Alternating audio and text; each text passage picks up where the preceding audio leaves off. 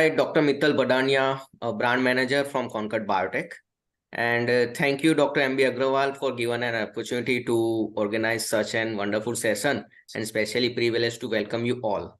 On behalf of Concord Biotech, I extend my warm welcome to all our guest speakers, Dr. Vishal Jaikar especially, and Dr. Arun, as well as all participants joining us.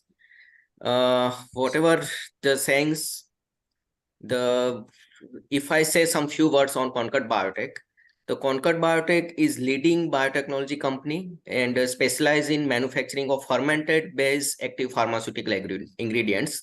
And especially it is with the finished product also nowadays. With focus of innovation, quality and sustainability, the company is state of art. It is facility approved by US FDA, EU GMP and certification of various regulatory requirements. And that is specially included with the antibiotics, oncology, and immunosuppressant as well. Concord Biotech is globally present with the 70 plus countries all over globe. And if I say some pioneer manufacturing essential pharmaceutical ingredients, that is tacrolimus, mycophenolate, and cyclosporin. If I say about the tacrolimus, it is vital immunosuppression, reaches 1 out of every 2 patients globally, sir, and ensuring success to critical treatment for transplantation and autoimmune diseases.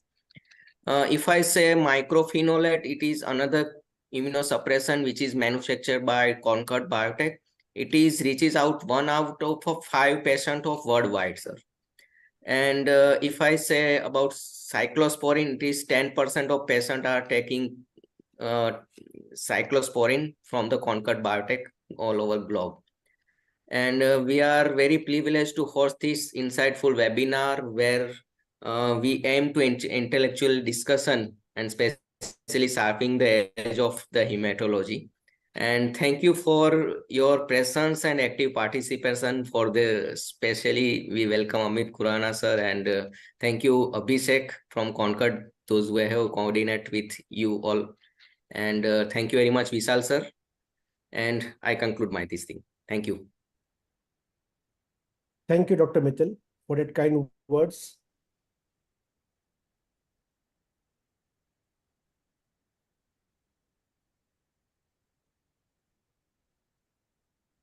So very good morning to all of you, and good afternoon and good evening to all others who are joining from rest part of the world. Today, our guest speaker for the day is Dr. Vishal Jaikar from London. And he's going to lecture us on sound bites from ASH 2023. This webinar is brought to you by Mumbai Hematology Group, supported by Concord Biotech, Biotech for Mankind, and managed by Perfect Square.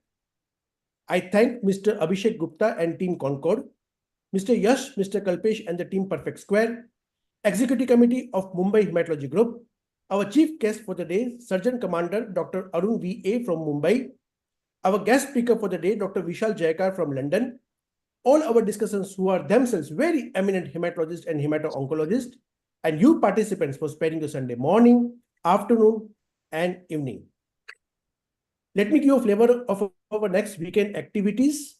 Next Saturday, that is 10th of February 2024, from 7 p.m. Indian Standard Time onwards, we have a webinar on myeloma and update from ASH December 2023 by our guest speaker, Dr. Shaji Kumar from Mayo Clinic, Rochester, USA. And the following day, that is on 11th of February 2024, from 11:30 a.m. Indian Standard Time and London time 6 a.m. onwards, we have a webinar on continuous versus time-limited therapy for CLL with recent updates by our guest speaker, Dr. Farooq A. Wandru from UK, Birmingham. Let me introduce our discussions for the day, and we have a galaxy of them here displayed in alphabetical order.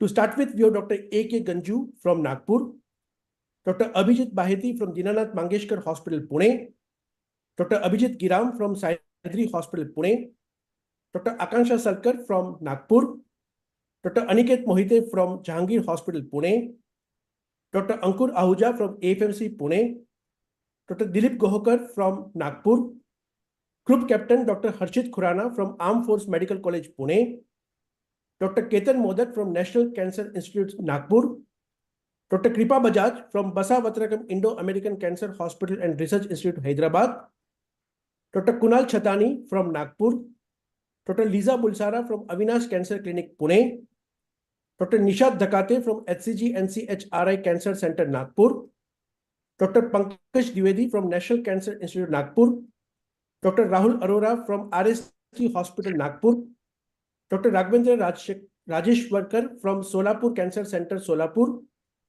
Dr. Rajat Bajaj from HCG NCHRI Cancer Center, Nagpur, Dr. Sandeep Bartake from Bharati Vidyapit Medical College, Pune, Dr. Shriram Kane from Dr. Kane Hospital, Nagpur, Dr. Shweta Banka from Nagpur, Dr. Urmi Sheth from Pune, Dr. Varun Bafna from Dr. Bafna Star Clinic and Hospital, Kolhapur, Dr. Vishwadip Khushu from AIIMS, Nagpur.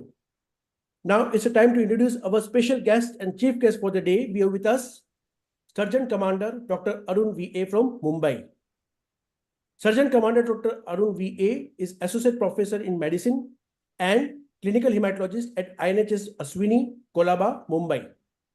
His qualifications include MBBS, MD General Medicine, DM Clinical Hematology, and has got special achievements and has represented Indian U16 cricket team from the year 2001 to 2002 and Kerala Ranji Trophy team in the year 2003. He has over 44 publications. He also received President's Gold Medal, Best MBBS Cadet, AFMC 2007. He was MUHS topper, first, second, and third MBBS, first in grading exam in MD Medicine, Associate Fellow NAMS 2022. He has got Best Research Paper Award for Hematocon 2018, SITSCon 2017, IBM FS 2022, and was a winner of National Hematology Quiz as well as Clinical Infectious Disease Society Quiz and Epicon 2016. Today he is with us and I welcome him to inaugurate our webinar and give some words of wisdom. Over to you, Surgeon Commander Dr. Arun V.A.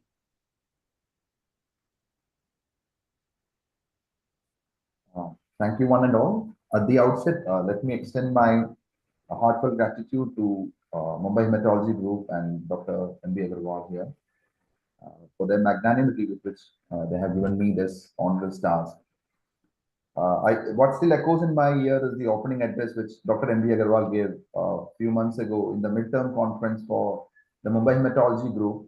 I was in the audience there at that time. And if I quote any member in this talk which he gave, forgive me for that, but this has a very strong message, I think, what he wanted to convey. And I think the entire webinars which we're doing here over so many years now, I think almost 3 years now plus, echoes what he wanted to tell us. It sounded like this. He said, let Dr. Manju and Dr. Reena both talk on T-cell lymphomas over the next 24 hours in the same forum.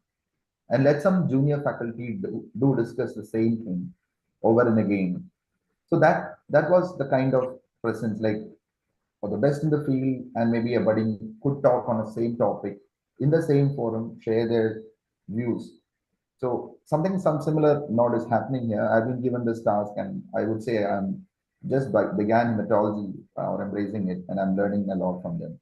So if you start networking, if you start meeting up, irrespective of your degree, your research pub or the H index, what you talk about, the institutional background, the clinical or the path part, whether you're a BMT physician or a non-BMT physician. And if you are in this forum together for maybe an hour and then discuss out something very important to you, I think it serves the motto of Vasudhaiva Kudumbakam, which actually is echoing everyone's mind. And so I bow in front of the forum with all humility and gratitude. Before I sign off, I would definitely share 1 or 2 words of wisdom, like which I've been told to, like, this is my own experience. I would say I've been meeting patients for last 20 years now since I joined AFMC as a undergrad student, and being in the armed forces, a lot of experiences which cuts across all strata of society, and the exposure you get in PGI for 3 years when you do your DM degree, that also puts you across people across all strata. You see the person who sells or the fruit seller in the street to, you know, the most decorated judge in the High Court or an MLA. So you get to see all strata and you get to meet all people and all their problems, and you have realistic practical solutions for most of them. Most of it is not written in books and may not be evidence-based, but these are locally available solutions. That is what I would say. So to my residents and peers, I believe there is no shortcut to success. So my successes, I would say it's a journey which you take and not just a destination of the orations or the grants or maybe the paparazzi or what you write in your CV. If you believe every patient interaction is a measure of your success, I think each of us, whether you practice in the best of the metros or in best of the institutes of national importance, you have an opportunity to do good to others, and you can measure success in that way. So I believe you see 100 in a day and you tend to treat 10 out of them, and you get to see 3 out of them on your follow-up. Vice versa, you see 20 and you treat all the 20, and all the 20 comes back to you, and you have a sound kind of data and experience to fall back on. So I think that the latter adds a lot to the value of what you do. And my last point would be, I would say today and maybe tomorrow and maybe in years to come, the way to go forward is only through collaboration and teamwork and camaraderie. Whether you are a lab patient, person or a bedside clinician, whether you're working in an institute of national importance or in a private or public, I think the collaboration is the way to go forward. If you see the milestones that we have in technology, everyone in India, I think, irrespective of caste, creed, religion, or whatever his GDP per capita is, he has a 5G phone to flash in his hand, and that's, I think, his marker of success. So if you leverage technology, that's what I would say, and you start collaborating, I think that's when we can move forward. And my simple submission, and I think it's a tall ask, and it's a dream come true, maybe in 10 years from now, is when we have Indian data on hematological disorders. If we talk about epidemiology, pharmacokinetic, pharmacodynamics, outcomes with stratification, that's the time I think when we actually start moving forward in hematology, when we have Indian specific data on all these accounts and make our presence meaningful both in the national and the international arena. With that, I sign off, and I wish you all a happy morning and a good academic brunch ahead with somebody who is just sipping coffee and standing awake and tall. Dr. Vishal, hats off to you to join us. You're welcome. And actually, I would request you to enthrall the audience with your ASH updates. Thank you, one and all. Thank you, Energy. Thank you, Dr. Khurana. Thank you, Dr. Agarwal in particular. Thank you. Wish you a good day ahead. Thank you, Dr. Arun, for that great words. That really means a lot to us. And thank you for joining us as our chief guest today. So now it's a time to introduce our guest speaker for the day. We have with us, you heard him before also. He's a fantastic teacher, I may say, and what a great speaker he is. Dr. Vishal Jaikar from London. Dr. Vishal Jaikar is MD, MRCP, FRC Path Hematology, Consultant Hemato-Oncologist, King's College London, Kingston Hospital, Imperial College London. After completing his medical education and postgraduate training in internal medicine from KEIM Hospital, Mumbai, India, with 7 distinctions, he moved to UK, starting with hematology SHO job at University College London and Royal Marsden, whilst acquiring his MRCP qualification. He did his hematology specialist training at Imperial College NHS Trust London, Hammersmith St. Mary's and Royal Free Hospitals. He has been a consultant hematologist at Kingston Hospital, London since 2011. He runs a very popular FRC Path Part 1, Part 2 exam-oriented courses, which are subscribed by hematology trainings from all over the UK, including delegates from UAE, Singapore, Hong Kong, India, and Sri Lanka. His main passion is education, integrated diagnostics, and immunotherapy. He has published in several peer-reviewed art journals. He also co-organizes the Venerable Imperial Morphology courses with Professor Barbara Bain and as a senior lecturer academic contract at Imperial College London. He has conducted teaching workshops and has been invited as a speaker in Switzerland, Denmark, Norway, Oman, Kuwait, India, and Sri Lanka. He has been appointed at King's College London since 2017 in an academic role as a lead for education and training in hematology, steering a preceptorship program for international faculty, including the popular CAR T-cell motif, along with an eclectic program of courses, education days, traineeships, and PG certs. Today, he's with us, and he's going to lecture us on sound bites from ASH 2023. Well, thank you so much. Over to you, Dr. Vishal Jaikar. Thank you. Okay.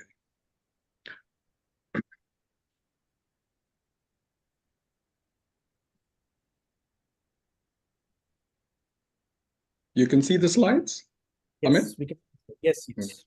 So I'm just going to get my, I'm not doing morphology, but it'll be nice to have a pointer. Okay, no pressures, enthralling the audience. I'm not entirely sure whether I can enthrall, but probably the content would be enticing. So this is often my first slide when Professor Agarwal does ask me to do these talks, A Tale of Two Cities. And now, because I've become a bit of a cultural schizophrenic, kind of swinging between Mumbai and London, I do need to kind of get Charles Dickens in. And this kind of photograph with the multi-connection obviously generates a few happy and bright molecules in the neocortex. I mean, despite all his misgivings and despite all the memes going around of him being an accidental prime minister, I think once you see a man of color at an echelon as high as the Prime Minister of the United Kingdom, subconsciously and subliminally, I think you gravitate towards it. So I think it's a happy start. I mean, for me, it's 6:15 in the morning, and it certainly is an energizing start.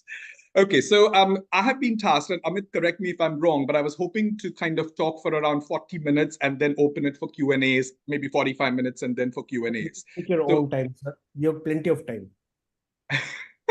Okay, so I think what we are hoping to do is we are hoping to kind of scope and scan what's on the horizon and what's on new. And though the title actually says ASH, I think I have curated a few things from other, the so-called venerable congresses, which might have happened in 2023.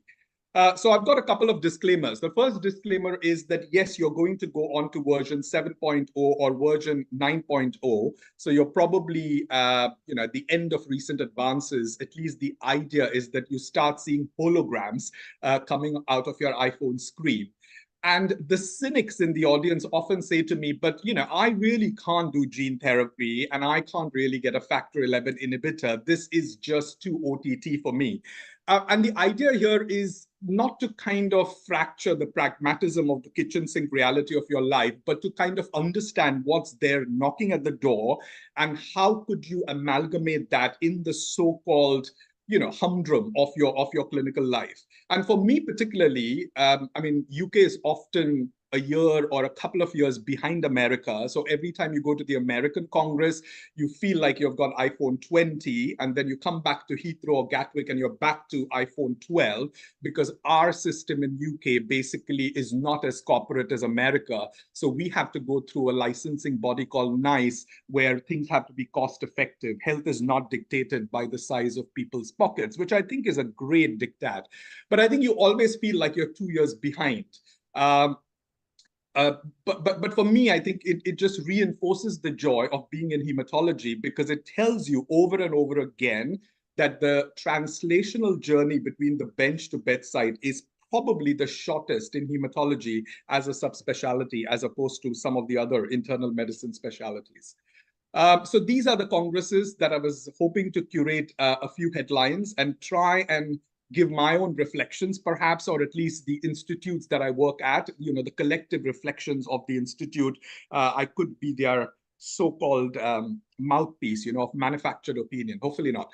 But yes, so the other thing that I also wanted to say, my second disclaimer was that, I will be going out of my comfort zone and talking about things where I might not have enrolled a patient for a particular trial, but we are enthusiastic about that. So for me too, it's going to be scoping rather than saying I have done 10 patients with gene editing. So bear with me for that. There's an English word for this. It's called dilettante.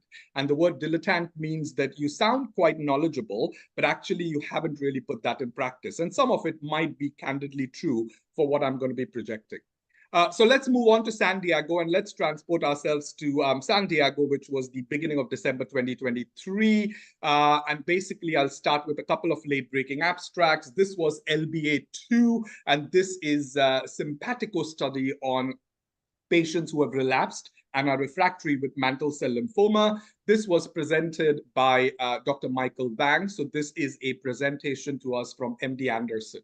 And before I talk about this LBA, I'm just going to set the scene by what's available in the UK and what we might be doing, or perhaps even you are doing for your patients who relapse with mantle cell. So this is a British Society of Hematology guideline, and it's just come out in December or probably end of November last year. So it's one of our most recent British Society Hematology guideline. And I think the point I'm trying to make here, though this might be a very wordy slide, is that when people relapse after first line in mantle cell and the going has got tough, in selected patients, do peel your eyes and keep them open for eligibility of CAR T cells. So we do have Tecartus, which is the CAR T cell product, which has come out of the ZUMA-2 trial, which is available as third line in mantle cell lymphoma, very much akin to what the ZUMA-2 trial said. But I think our first go-to agent after people relapse is ibrutinib at this point of time. So if I had a patient today in the clinic who has gone through first-line treatment for mantle cell, be it the Nordic protocol followed by transplant and maintenance, or be it somebody who was transplant ineligible and therefore just had bendamustine rituximab, doesn't matter what that first line was. When they come to second line, our go-to drug is going to be ibrutinib because that is where the reimbursement in UK comes. So single agent ibrutinib is what we are using, hoping to hold the disease. But I think this guideline is basically saying that be very vigilant.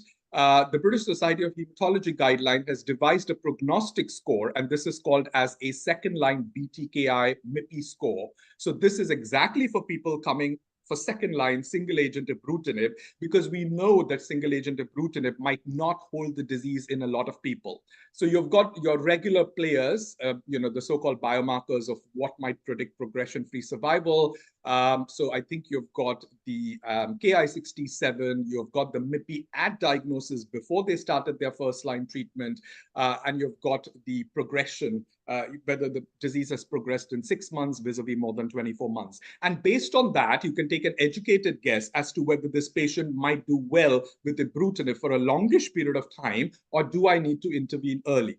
And if you do have a high-risk patient whom you have started on ibrutinib, please watch him or her very carefully, because the earlier you refer them for Tecartus or CAR T cell, the better the outcomes are going to be. So as a CAR T cell center at King's College, we are exhorting all our district general hospitals that once they present somebody like this in their MDTs, please calculate this MIPI score. And if you feel that the patient is high risk, do a CT scan or a PET scan at 4 weeks or 8 weeks. And if you don't show any response, or if you show progression, please refer for CAR T cell.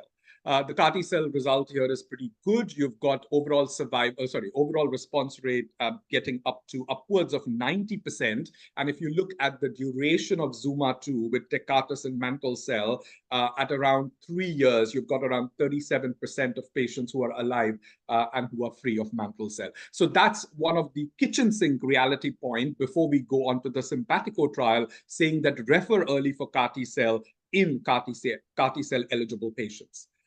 In US, where this was obviously presented, there has been a voluntary withdrawal of ibrutinib.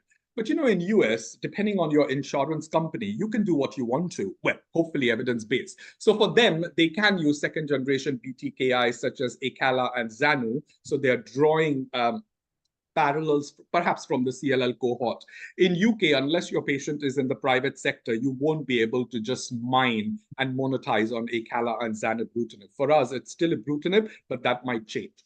So this is late-breaking abstract number 2 at the San Diego Congress. The randomization is between standard of care, which you can see where my cursor is, the orange box, which is ibrutinib, and this is your standard dose, and it will continue more or less immortally, by which I mean till disease progression or loss of response.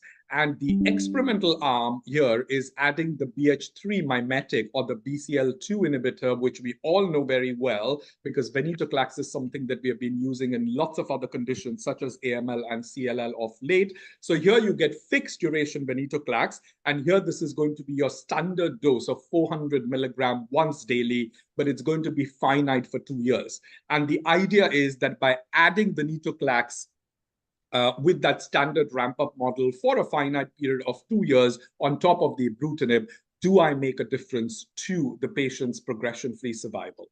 This is kind of just saying that patients were well represented. Maybe a couple of points here. You can see that almost 2/3 of patients here are in the so-called elderly category. 65 is no longer elderly, at least in the UK. I might be blamed or might be accused of being an ageist, because age is not the number of candles on your birthday cake. It's largely decided by your performance status on the golf course in this country. But anyways, chronologically, at least, you've got 2/3 of patients who are above the age of 65. There are a lot of bad players here. And if you look at the representation here, there were perhaps slightly more bad players in that experimental arm. So if you're looking at bulk, extranodal disease, big spleens, they were slightly overrepresented in the so-called experimental arm of ibrutinib and venetoclax. And this is obviously the take-home message. This is when everybody puts their iPhones and starts taking photographs of the big screen in the lecture theater. So clearly the progression-free survival curves separate. I think the hazard ratio is meaningful. It's around 0.65. In fact, when FDA looked at this data and they were deliberating on this with their standards, it got even lower at 0.6. So that's even better. And roughly, I think you're going to get 10 or 11 months difference between the two curves. So if I remember from memory, it's 32 months vis-a-vis 22 months. So the trial has met its endpoint. This is the time to next treatment. And needless to say, the curves separate out quite well for time to next treatment as well. This is data at the end of 4 and a bit years. I think it's around 50, 51 months. So it might be too early for the curves to separate when you look at overall survival, but the overall survival is numerically better as opposed to the ibrutinib alone arm, again suggesting that this is perhaps a better combination. And I'm going to go through this very quickly. This is, again, the usual forest plot, which is telling you that irrespective of whichever category you belong to, you will benefit with the addition of venetoclax according to this trial.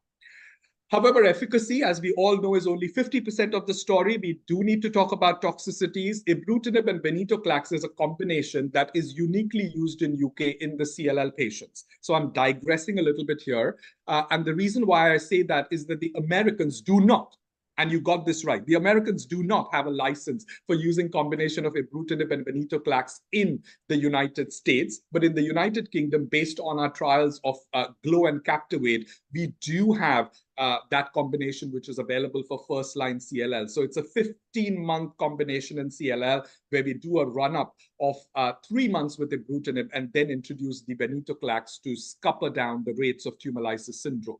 So for UK doctors, this combination is fairly common, and we are perhaps more familiar with the toxicities that this regimen can bring in the elderly, and therefore knowing about the safety is very important. But allegedly in this trial, you can see that safety is very comparable. So if you look at the serious AEs, they're very comparable in both arms. And if you look at AEs that you're particularly interested with these two drugs, so with venetoclax, the slight apprehension is tumor lysis syndrome. And you can see that nobody really went into clinical tumor lysis syndrome. Laboratory tumor lysis syndrome is something that an astute hematologist can effectively and very easily manage, I would imagine.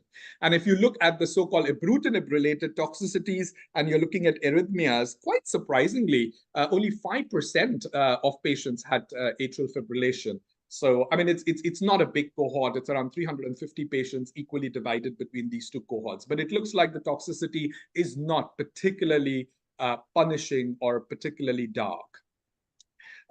Unfortunately, a lot of trials which were presented in ASH this year did run during the COVID pandemic. So there are always COVID-related deaths. And this is, again, the sobering reminder that there were 10 deaths in each arm, whether it was experimental or ibrutinib. But when you censor the data for your so-called median progression-free survival with the COVID deaths, the curves still separate out pretty much decently. And again, you can see that there were 10 deaths in each arm, perhaps telling you that it doesn't really predispose these people to COVID-related deaths, which now is probably not the kind of problem that it was 3 years ago with the same kind of serious clinical gravitas.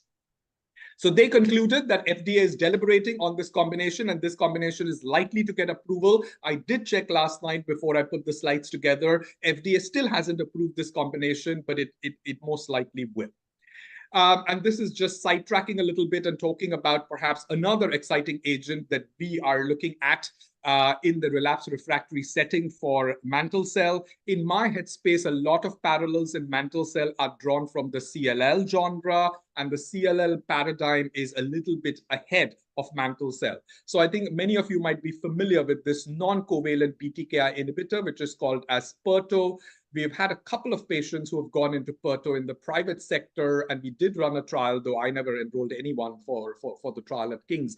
But PIRTO is a non-covalent BTK inhibitor and allegedly supposed to be more potent than your regular covalent inhibitors, particularly when you develop that classical roadblock with the mutation of C418S.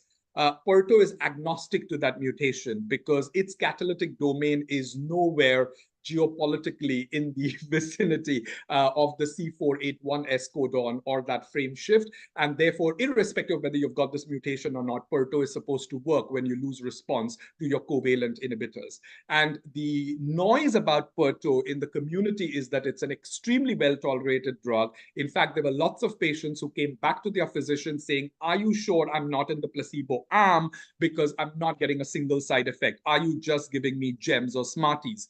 And it's really true. All the trials that we have seen in other domains such as CLL, the toxicity profile is amazingly easy in PIRTO. And therefore, needless to say, in the relapsed refractory setting, you will have PIRTO coming in, and who knows, in first line in a couple of years as well.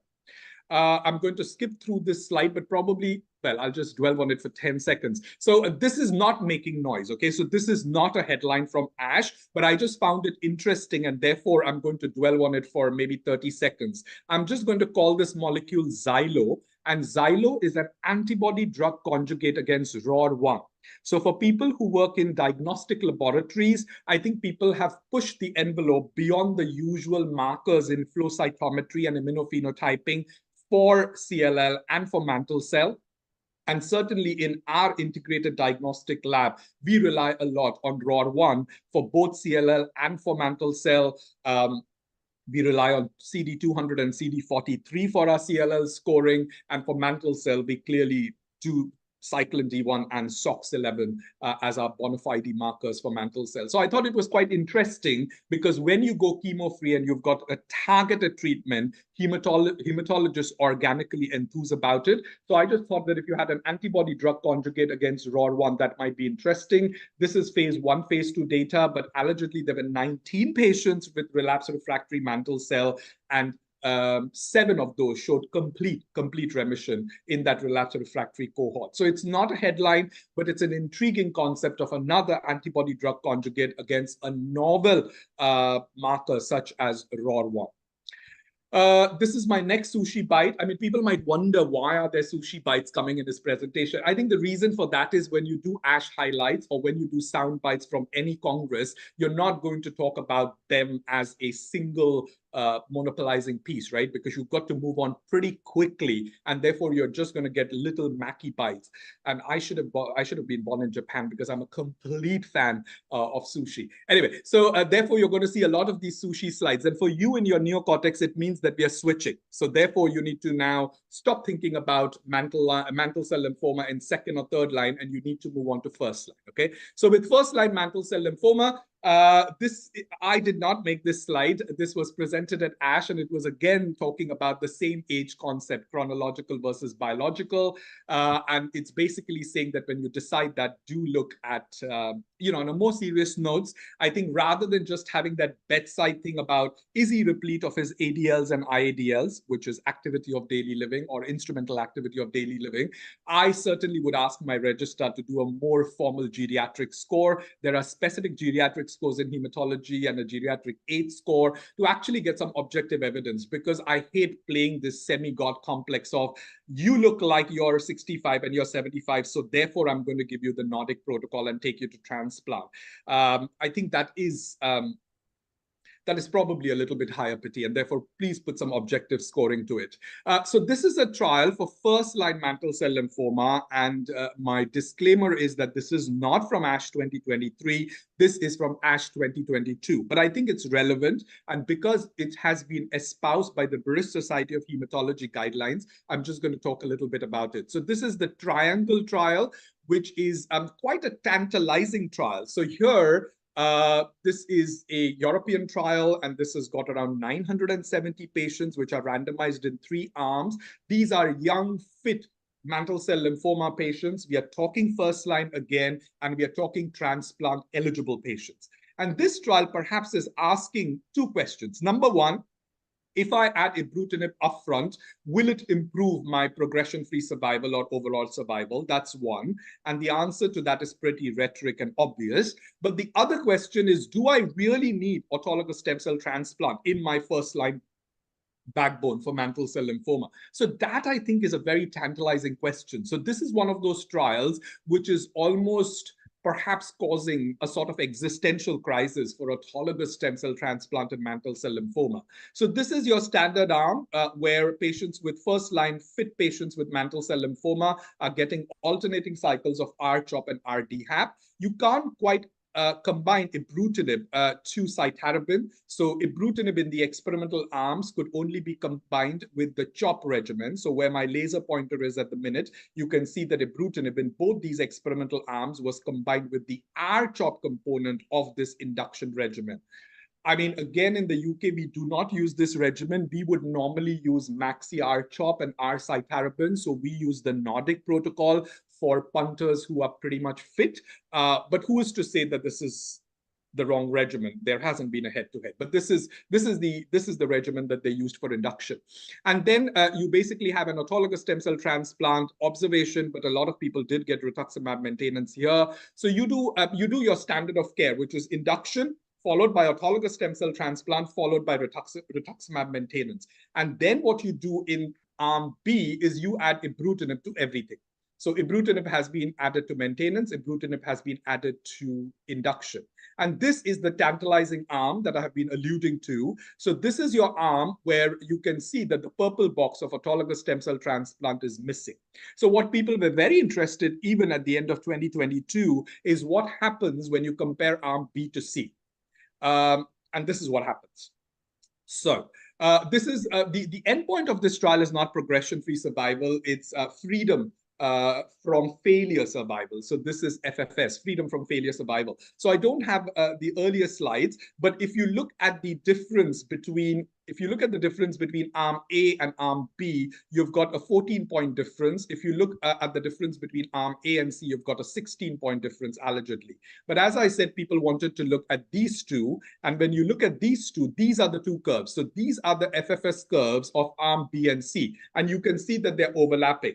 I have to say that Michael Drehling from Germany was very discreet about it, and he said the follow-up is too short. We do not know. It is statistically not possible for me to conclude meaningfully. But people take home what they want to take, though of course patience is a virtue and they will have to wait. But I think the educated guess and leap from here was that if I drop autologous stem cell transplant but keep the ibrutinib going, my freedom from failure arms are going to look very, very similar. And therefore it begs that question as to whether I can omit autologous stem cell transplant completely from first-line mantle cell lymphoma.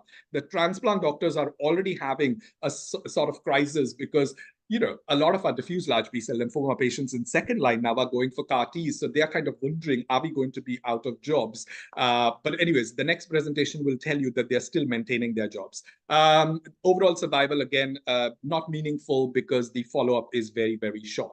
And I think this is the most interesting part. So this is the British Society of Hematology guideline, which has come back to haunt us again. And as I said, this is a recent guideline. The British Society of Hematology guideline does actually respect red tape. So it will tell UK physicians what is available. But this is slightly seismic because this is the statement that our guideline has made, where it's actually saying, offer ibrutinib during R-CHOP component of this induction regimen and for 2 years maintenance in place of autologous stem cell transplant if licensed and reimbursed in this setting. So they have drawn this conclusion straight from the Triangle trial, which was a late-breaking abstract in ASH 2022 that I have just shared with you a nanosecond ago. So this for us is pretty new. You look at a trial, we know that this is not reimbursed in UK, but it has still made it to the guideline because, technically, English are pretty much tight-lipped and they will they do have a pretty edited and controlled way of articulating what they need to articulate, right? They stay very much between two standard deviation. They hate statistical outliers. So for me, as a man of color, this looked like a statistical outlier. And I said the recommendation there is 1A. So I just found that very intriguing. The BSH has almost recommended it. So I'll stop there.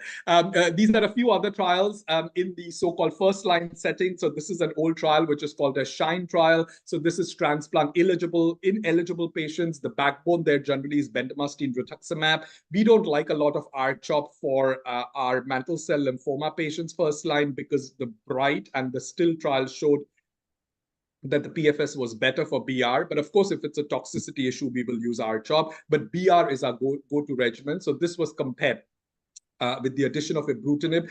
This does not have a license in UK because I think though the progression-free survival curves separate out, the overall survival curves do not separate out. If you look at patients who are in the high-risk category with high MIPIs and people who have basically got really bad P53s and so on, the curves do not separate out. And I think everybody was set out to have ibrutinib forever, but most of the patients could not tolerate it and had to stop it at the end of 2 years. And the incidence of atrial fibrillation secondary to ibrutinib in this trial is in the tune of 14 to 15%. So the BSH and the UK clientele certainly hasn't warmed up to this particular trial. What we are very excited is about getting second generation BTKIs. Needless to say, so we love Acala and we love Zanu, and therefore we have got trials which are asking the same question. I mean, these are global trials, but certainly King's and perhaps even Marsden is participating in this. So here you've got the standard backbone in first line of bendamustine rituximab, and you're adding Acala to that, and you're going to look at progression-free survival. And the same is happening in the case of Zanu. But with Zanu, I think the company is trying to sell this as a slightly more enticing trial and trying to enamor people by saying we are going chemo-free in mantle cell. Because look at this regimen. In the experimental arm, all that you have is rituximab and zanubrutinib, right, for first-line mantle cell. So there is no chemotherapy in that arm. And my reflection of it, and perhaps the reflection of some of my colleagues at King's, is that this is, I mean, it's great if you can go chemo-free, but it's not comparing the standard of care. So if you look at the standard of care, this is bendamustine rituximab, but this is not followed by maintenance. Our standard of care currently is you give BR to somebody and you follow it up with rituximab for 2 years, right? So the standard arm perhaps is not as standard as we want to. So our projection is that you might not be able to draw a completely wholesome, meaningful conclusion from that. But I still think that the trial is kind of saying chemo-free with Zan and rituximab with Zan monotherapy for really frail people or people, who are not super fit. So I still think the trial needs to have some credence. Okay, I'm going to stop with mantle cell and move on very quickly to my next Mackie bite. I think Amit is going to curate all questions towards the end, so I won't take questions after each presentation. Okay, so the next thing that I'm going to do is a little bit of non-malignant hematology, and this is about the complement system. And the reason why I'm doing that is the plenary session in San Diego, as some of you might know, was on complementopathy. So there were 3 speakers who spoke about complement, the science, a little bit about translational medicine and complementopathies, and then going clearly to the clinical side. So I'll spend the next 5 or 6 minutes on complementopathies, which are emerging as a huge thing in hematology. So for most of us, the 3 big complementopathies that we talk about are PNH, paroxysmal nocturnal hemoglobinuria, atypical HUS, and perhaps cold agglutinin disease. But complements are basically going beyond that in hematology. So you've got phase 1/2 trials coming in sickle cell, because we believe that complement might have a major role in that so-called autoinflammatory milieu of sickle cell. We certainly are using it for hyperhemolysis when sickle cell patients get hyperhemolysis. And it's also kind of slowly foraying into ITP. But I think complementopathies is just not a hematology domain. Because it has forayed into many other things. And this slide is basically telling you about where else it could be used. So there are lots of disorders, particularly renal and neurological disorders, where the complement system has got completely rogue. And in fact, many of you might know that when you talk about eculizumab and ravulizumab, which are your C5 inhibitors in complementopathies, they do have a license in myasthenia gravis. Maybe I have a slide.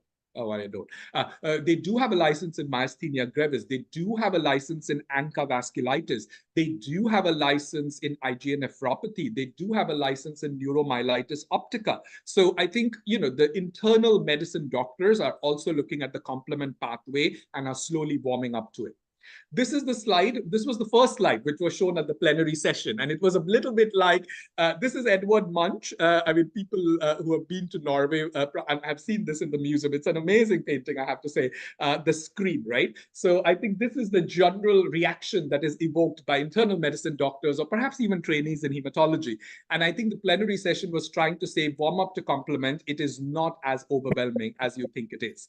So for trainees and for people who are not very familiar with the complement system, I'm going to spend maybe 45 seconds dwelling on the complement system. I'm not going to go into the minutiae, but just the basics so that we can move this forward to the translational space. So the first thing to say is that the complement system is an integral part of your innate immunity, and the word complement is a misnomer. So complement basically means that you're complementing something, right? That means you're the sous chef. You're not the main chef. You are a sidekick. You're not the main protagonist in that Netflix series. So I think the first thing to say that complement is, it is a protagonist, and it really controls a huge part of your immune system. And a lot of people believe, me included now, that it is not a sous chef. And it is not a complementing system. It is the main driver. It is actually sitting behind the steering. So you can activate the complement pathway by 3 methods. In medical school, we learned that the classical complement pathway is basically when an antigen and antibody come together, you can activate the complement system. The lectin pathway is the so-called proteins which are present in the cell walls of gram-negative bacteria. So when you get invaded by pathogens, particularly gram-negative, you will activate the complement via the lectin pathway. The alternative pathway is very interesting because it's a constitutional active pathway. So even when you're sitting here and getting through this slide, you do have some activity going on in your alternative pathway. So it is always active. It's constitutionally active. It doesn't matter what activates your complement system, whether it's lectin, whether it's classical, or whether it's alternate, they all converge on the same motifs. And there are 2 important motifs here. One are the C3 convertases, where my laser is, and the other one is the C5 convertases. So these are the 2 most important convertases that you have. The complement pathway is a dual-edged weapon. So it has to be constantly doing that surveillance for bacteria and fungi and all sorts of pathogens and trying to scupper and destroy them. And therefore, it has to be extremely tightly regulated. You cannot allow the complement pathway to be unregulated and unfettered.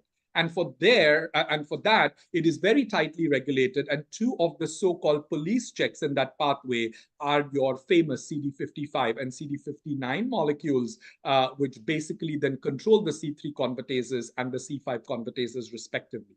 This part of the complement cascade is very ghastly. So once you get to C5 convertase motif, it will cleave the C5 into C5a and C5b, and C5b will oligomerize with C6, 7, 8 and form what is called as the membrane attack complex, the MAC, the return of the MAC. You require only 1 MAC to fall on your red cell. Boom, the red cell will break and you will get intravascular hemolysis, as happens in paroxysmal nocturnal hemoglobinuria. But you can imagine if the MAC complex falls on a bacterium or a fungus, then it's great news because it's like Hamas, right? It's basically just blitzing that whole cell. It does a slightly different thing to neutrophils. It activates neutrophils and helps them to produce NEToses or neutrophil extracellular traps to again induce phagocytosis. A lot of complementopathies are associated with a huge amount of thrombosis. We do know that the risk of thrombosis in PNH is 50%. And that's why when the clone is upwards of 50, you do give them prophylactic anticoagulants, right? And one of the reasons is that when C5b cleaves, C5 is cleaved into C5a and C5b, the C5b produces the MAC, but the C5a, where my laser pointer is, flips into the so-called extrinsic coagulation cascade, goads the tissue factor and makes thrombosis. So that's why perhaps complementopathies and coagulopathies are interlinked, because perhaps one of the big connections is the C5a, which is flipping into the extrinsic coagulation cascade and is generating a lot of factor 10 and fibrin via the 7 or the tissue factor. So as I said, that this is very tightly regulated, the good and the bad. This was again taken from the plenary session of ASH. We don't have time to deliberate on Dr. Jekyll and Mr. Hyde, which are basically, the same person who's murdering people by the night is actually the doctor and is healing people by the day. So it's a split personality. So at ASH in 2023, just like the Americans are a little bit over the top, they drew this pretty much appropriate metaphor to the complement cascade. It can be good and it can protect you, but when it goes awry, it goes awry. So what's happening in PNH is, that you're losing 55 and you're losing 59. So if you lose 55 and 59, this basically turns into a bad player, and this will therefore just keep on destroying your red cells and will cause a lot of havoc, right? So when you're using, and particularly if you get MAC, then it does causes intravascular hemolysis, which is the main pathological problem in paroxysmal nocturnal hemoglobinuria. So we all know that when we use drugs like eculizumab and ravulizumab, which are basically licensed for PNH, they are anti-C5 monoclonal antibodies, and they are stopping the coagulation cascade at C5. So if I'm going to stop, the complement cascades, but if I stop the complement cascade at C5, then I will not generate any MAC, and therefore I will spare my PNH patient of the intravascular hemolysis, which is the root cause of all evil, because that is when the free hemoglobin comes out, that is when the nitric oxide gets sapped, and that is why you get thrombosis, you get unhappy kidneys, unhappy lungs, erectile dysfunction, esophageal dysmotility, and of course, severe transfusion-dependent anemia with a high LDH and immense amount of fatigue, right? So that is the phenotype of PNH caused essentially because of sapping of nitric oxide, because of free hemoglobin, which is because the MAC is destroying those red cells. So if I can stop the formation of membrane attack complex by inhibiting the complement cascade at C5, then good, I'm a winner. But the problem is, and this is sometimes what trainees can't get their head around. So if you know this, that's great. But if you don't know because you're a trainee, this is your little spiel. 50% of PNH patients, when they are treated with drugs like eculizumab and ravulizumab, are still transfusion dependent. And one of the main reasons for that, I mean, it could be because the PNH has turned into a hypoplastic or aplastic PNH, and therefore it's difficult, or perhaps you're getting some breakthrough hemolysis. But the leading cause of why people of PNH still remain transfusion dependent despite being on eculizumab and ravulizumab is this: because your CD55 is still not taken care of. So in PNH, because of your PIGA mutation, which is on the X chromosome, X-linked, it's a somatic acquired mutation, you are basically going to lose both 55 and 59. By stopping the complement cascade at C5, you're taking care of the deficiency of 55, but you're not catering to the deficiency of CD55. And therefore, a lot of C3 convertases are still pretty much active. They are unregulated because 55 is not there to check them in. And the C3b fragment that is being generated is going to sit on the red cells. It will make the red cells opsonize, and now the red cells are being destroyed by the Kupffer cells in the liver.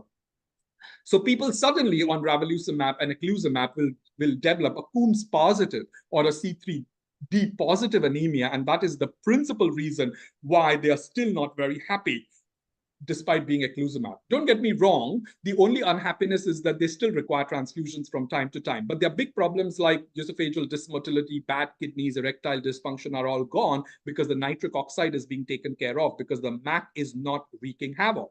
But they are still transfusion dependent. And therefore, the take-home message is that when you use C5 inhibitors, you take care of the 59 deficiency, but you do not take care of the 55, and therefore you might have to block the complement cascade higher. And this is the general recurrent message that is coming out of PNH presentation. So this is ravulizumab that, I mean, we do not use it. We hardly use any eculizumab for our PNH patients at King's. And the reason why I feel a little bit passionate is that you might say, my God, I have seen PNH 1 in 5 years. What is going on? I think at King's College, we are one of the centers, apart from Leeds, who looks at PNH patients. I mean, not that I work in the clinic, but my friends do. So I hear a lot about PNH in our grand rounds and in our so-called intellectual banter in the corridor. So PNH automatically becomes a little bit close to me. But we do not put our patients on eculizumab. We put our patients on ravulizumab because unlike eculizumab, which has to be infused every 2 weekly, ravulizumab, by just changing 4 amino acids, increases your half-life, and you can give this every 8 weekly. So we love ravulizumab, and that is our standard go-to for new diagnosis of PNH. So this is 3 or 4 years ago, and this is a new complement inhibitor, which is pegcetacoplan, which is now licensed in the UK,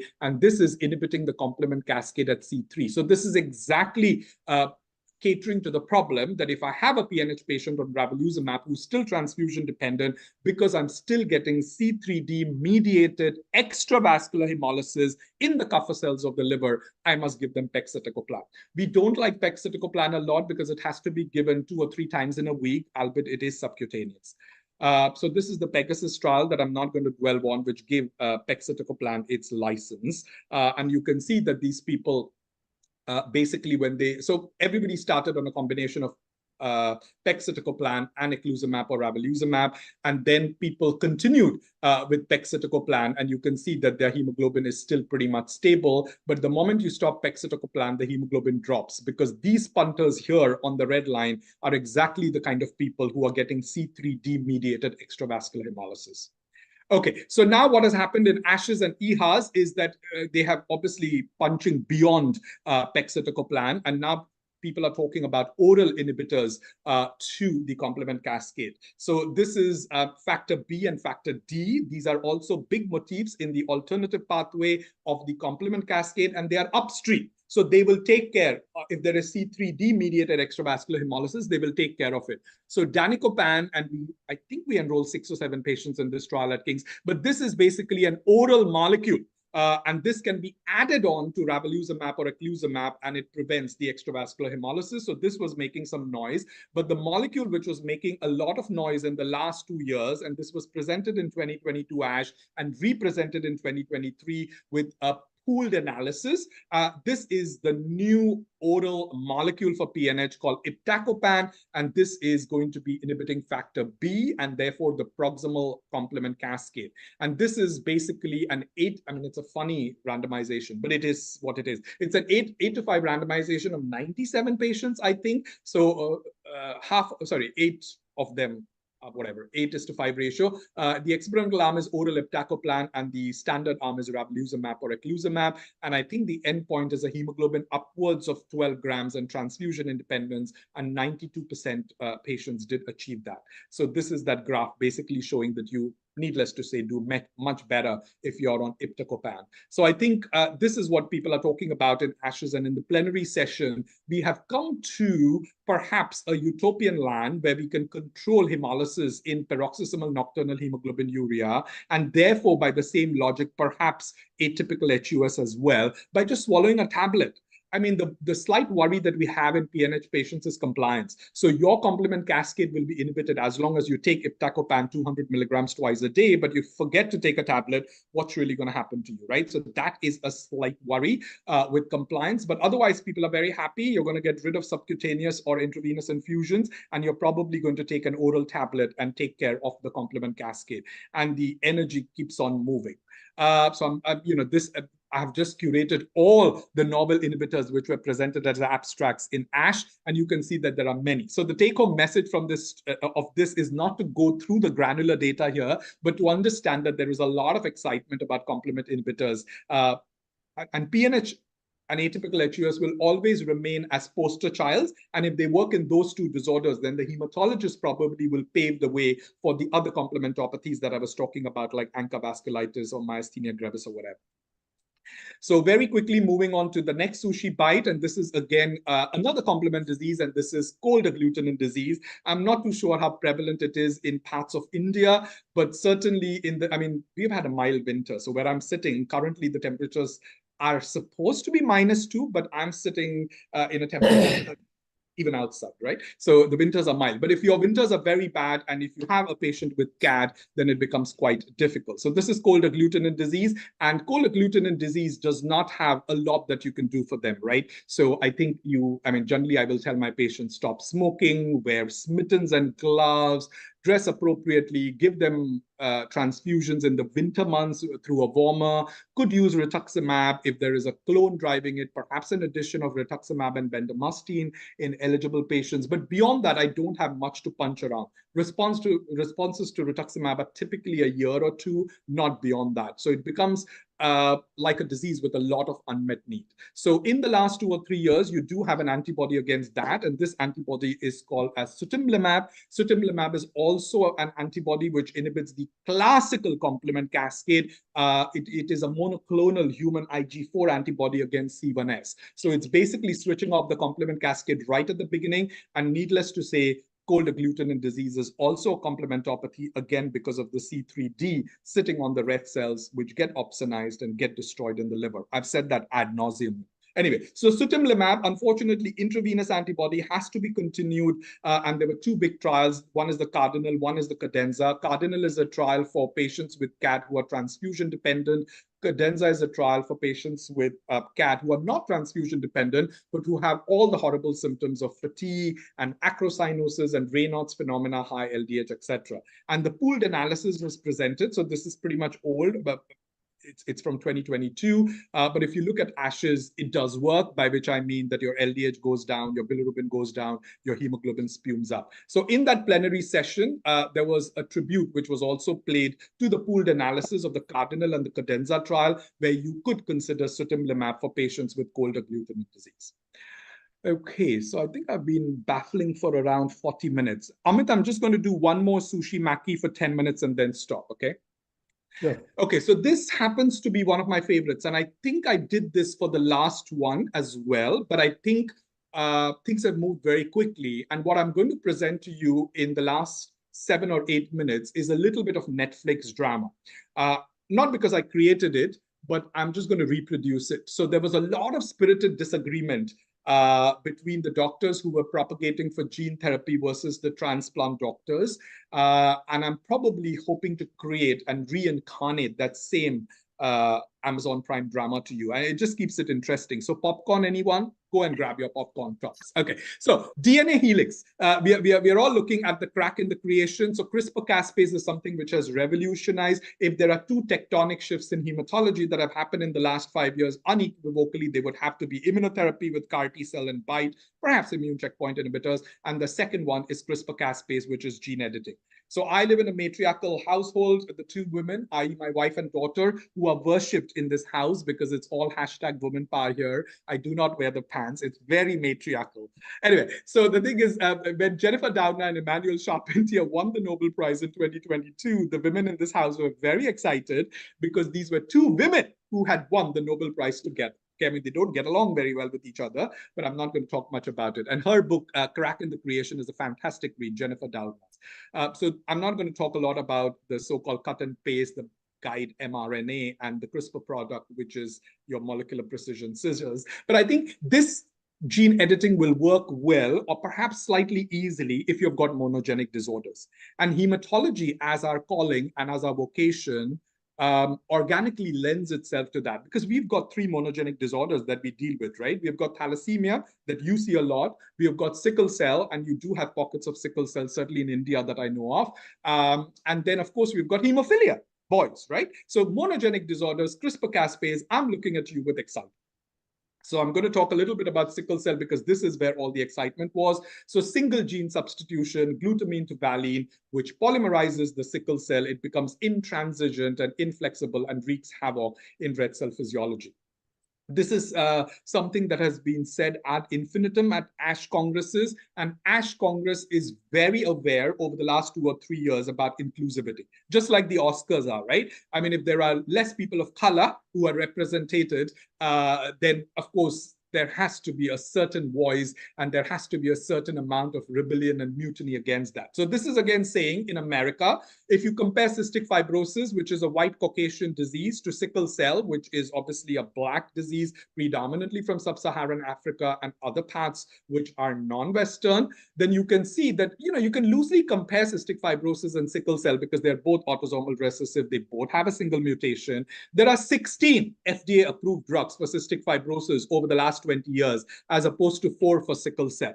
So though people might make a tall claim of being colorblind, this particular data is questioning people's color blindness and saying, do you have some kind of a subconscious non-color blindness that you must really try and erase? And I think at King's College, because we are the largest center for sickle cell in the whole of England, we do feel very strongly about hashtag Black Lives Matter. And since I have got involved in the sickle cell movement because of the preceptorships and the education bit, I've started feeling pretty much passionately and rightfully so about it. But I'm going to keep that aside. So these are some of the new drugs that we are using for sickle cell. I did this in October when I did my recent advances. So I'm not going to spend a lot of time, but I'm going to say that we do not use L-glutamine in UK. We do not think it's a great drug. The trial results are very equivocal. Short trial, 280 patients. Do not believe in that. Voxelotor is something where it increases the hemoglobin in patients with sickle cell, but it changes the oxygen affinity. So what is the point of increasing the hemoglobin if I'm going to increase oxygen affinity? We all know that sickle cell is a low affinity hemoglobin. So it gives oxygen quite readily at the peripheral tissues. And therefore, many of our sickle cell patients are not as symptomatic as they should be for a hemoglobin of 80 because it's a low affinity hemoglobin. Now I'm going to give you an oral drug, 1,500 milligrams daily, Voxelotor, and I'm going to take your hemoglobin up by 1 gram or 2 grams, but I'm going to play around with the affinity of your hemoglobin. So your hemoglobin might be 10, but are you going to feel as great as you should be with 10 is the question that theoretically a lot of sickle cell experts are asking. Anyway, this is licensed for us, so we can use it. Criza is an antibody which is against P-selectin, which was shown to reduce the VOCs or vaso-occlusive crisis by 45% in the seminal trial, which is SUSTAIN. However, this is the result which was represented in ASH this year. This is the STAN trial, and this is basically comparing Criza against placebo. This trial has shown no difference whatsoever in vaso-occlusive disorder. And therefore, the strong rumor on the grapevine is that this drug will be withdrawn. It certainly isn't being used for any new sickle cell patients at King's College or anywhere in London that I know of. People who are on Criza currently who are benefiting are perhaps continuing, but we're not really starting them for new patients. So what I'm trying to say is now you're left with what? I mean, in England, we are left only with hydroxycarbamide and exchange transfusions, to be very honest with you, because we don't believe a lot in Voxelotor, and Criza has been withdrawn. So again, you've come back to a really Spartan landscape. This is our sickle cell preceptorship. So if somebody is interested in sickle cell because they are seeing a big cohort of sickle cell, do drop me a line. We do this twice a year, and we will accept 30 people on that preceptorship. It's an international preceptorship, so we do actually have subsidized seats for people coming from parts of Africa. Okay, so the biggest news in ASH was that the day ASH started on the 8th of December, what did the FDA do? To create some drama, they approved 2 sickle cell gene therapy products, okay? So lovo-cel, which is the gene addition product, and CRISPR-Cas9, which is the exa-cel product, did get an FDA license. So there was a huge amount of excitement in the red cell community because this was concurrent with ASH. It's a little bit like when you present a plenary or a late-breaking abstract the same week, your paper comes out in New England Journal of Medicine, and you suddenly feel very proud of it, right?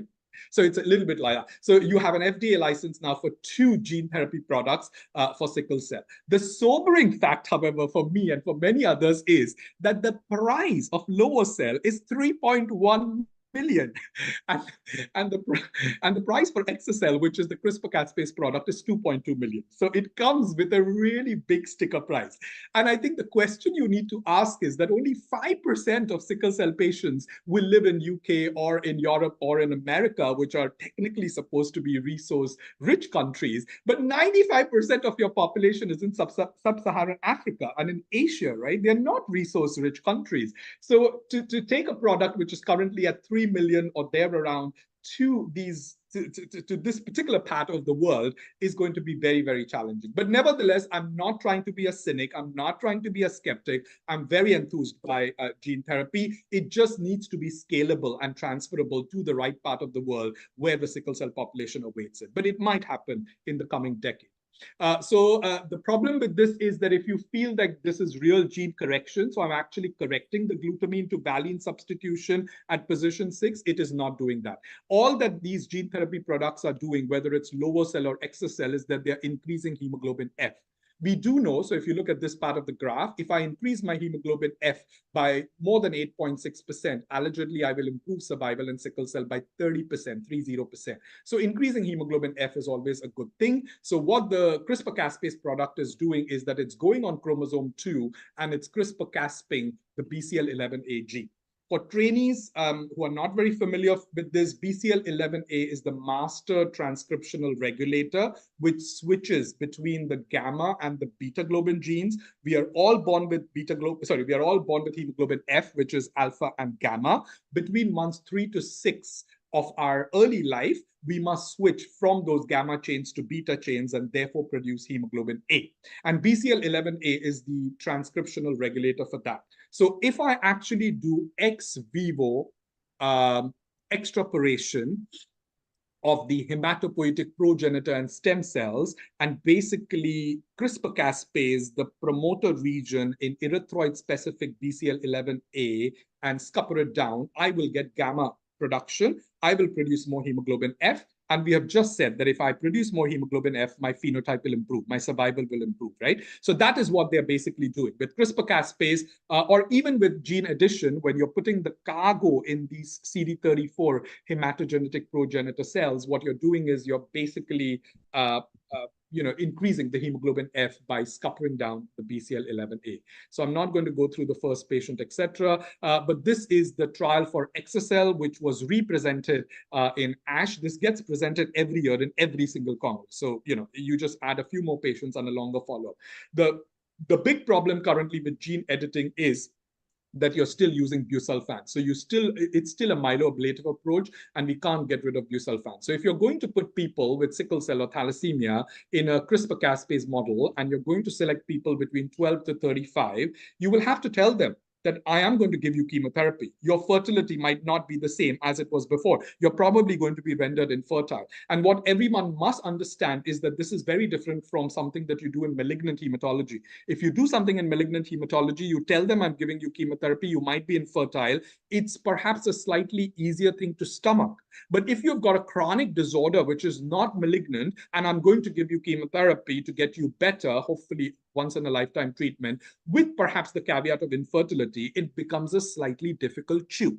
So therefore, I'm not entirely sure about how many people, particularly with sickle cell, are going to accept this. But it's a huge stride. But busulfan is still being used as a part of myeloablative condition.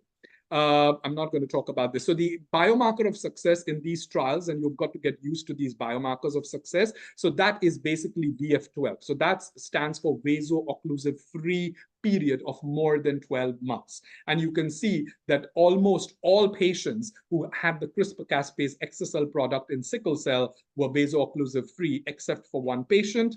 And these are the kind of swimmer plots that you will see for the next minute or two. So the blue dots are vaso-occlusive crisis. We do not want blue dots. These are sickle cell patients who have been enrolled between ages 12 to 35 for exa-cel, lots of vaso-occlusive crisis. They get the exa-cel product and look at the swimmer plots. No blue dots, right? Except for that one patient where there are a few blue dots. So 29 of 30 patients are now VOC free. I mean, that is transformative, right?